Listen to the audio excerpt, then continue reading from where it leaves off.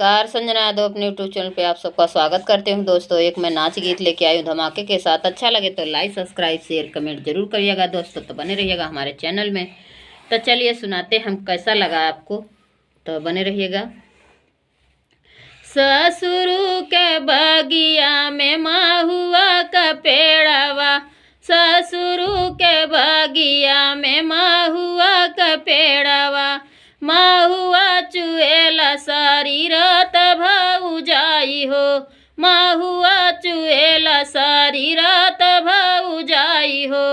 दे तू न मोरी भौजी डलरी से कुरुइया हो, डलरी से मौनिया हो, महुआ बिना न हम जाइत भौजाई हो, महुआ बिना न हम जाइत भौजाई हो, महुआ बिना न हम जाइत भौजाई हो। ओही बागिया में आई है मालिया बेटा हुआ हो, मालिया बेटा हुआ, मालिया से दिलवा ना लगाऊ मोर नदिया हो, मालिया से दिलवा ना लगाऊ मोर नदिया हो।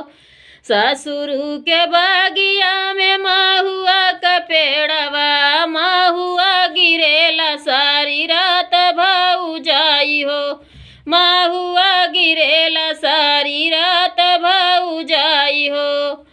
दे तू न मोरी भौजी डलरी से कुरुइया हो, डलरी से मौनिया हो, महुआ बिना न हम जाइत भौजाई हो, महुआ बिना न हम जाइत भौजाई हो। ओही बागिया में आई है अहिरा के बेटुआ हो, अहिरा के बेटुआ हो, अहिरा संग महुआ जिन बिना मोर नदिया हो, अहिरा संग दिलवा ना लगाऊ मोर नदिया हो।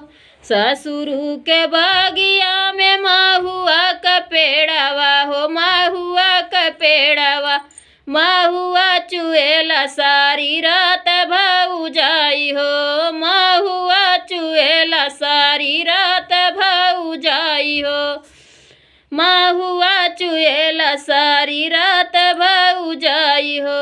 बाय बाय दोस्तों, फिर मिलते हैं।